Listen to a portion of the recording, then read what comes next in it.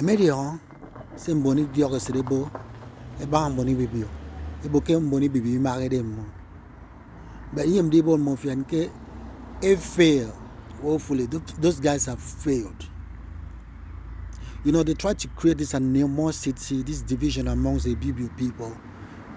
You know, and most of us grew up to hear them say, and they keep saying Ibibio marredem. They have failed, hopefully. Because the current generation of the Kwabom states, they have stood up on their own. They started loving themselves.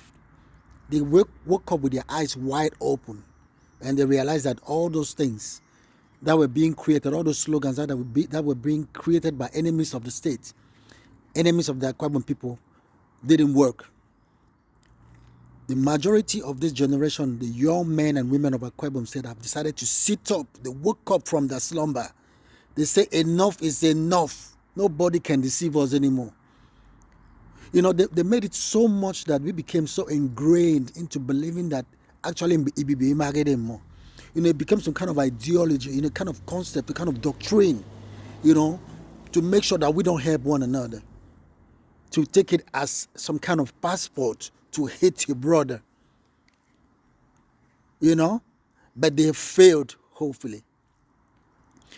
The young people of Akwa Ibom State are longing for unity. They are longing to understand their history. They are longing to know where they come from. They're longing to stick together like glue. The politicians have failed. Those ones who are out there to divide the Akwa Ibom State. Their plan didn't work because they were out there for their own selfish interest. Trying to divide so they can rule. But they failed because when the Akwa Ibom State, they're wising up. They're waking up from their slumber. And it's no more business as usual. We are sticking together. And it's a beautiful thing, I must say. I must commend every one of you out there who have decided to wake up and say, no, it's not going to be like our parents' era. This is a different era. This is an era of enlightenment. Please, let's stick together. May to nang, may to eket, may to oron, may to even no matter where you come from, no matter where you come from, no matter the variant of the Ibibio language you're speaking, know this one thing. We all have the same ancestral root. We all came from the same brothers and the same sisters and cousins. We have been so intertwined over the years. The Ibibio language has so changed. So much that we've created what I would call a kind of lingua franca. Ibibio language is not a language for a particular group of people. It's simply some kind of lingua franca because it's a melange of all different dialects and variants of, you know, of Ibibio, ancient Ibibio language that our parents used to speak. You know, as we were migrating from one place to the other due to war, famine, you know, all sort of unrest. So we started intermarrying ourselves. You know, this person will move from this village to the other village, you know, and then back. You know, it was just like that. So that the Ibibio language now is a language for everyone. It's not a language for just the Ibibio people. It's a language for the Oron people. It's a language for the Eket Anang. It's a lingua franca. It's a pidgin of the Akwa Ibom people, of the Akwa Ibom people.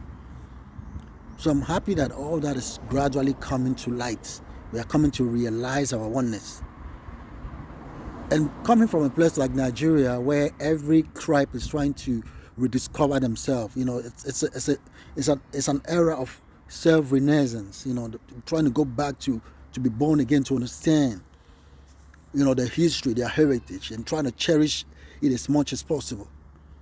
After many years of colonization by the white people trying to do away with all our culture, and they brought in foreign religion, they brought in foreign languages, and you know everything, you know Western, everything, you know Caucasian, everything, you know, coming from the West is better, but everything African is devilish, it's dark, it's evil.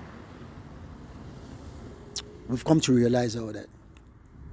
We have to stick together because Nigeria is not a safe place. It's not a place where you divide. It's a place where people stick together. And so far it's happening. We are up there in the Senate. Can you see that? In our CCs and everywhere, you know, here with the Basis, making things happen. Everyone is talking about Akwa Ibom State. And you can be the next one. You know, you have that talent, you have that greatness in you. You just have to, you know, make it shine. a little bit more effort, a little bit more patience, and everything will come to you. I'm very proud to be at Akwa Ibom State, and I hope you too. I remain your only brother, the Prince of Bakassi, aka some of you thought I don't have a name. My name is Archibong Eya Okun. Stay blessed and peace out to you all.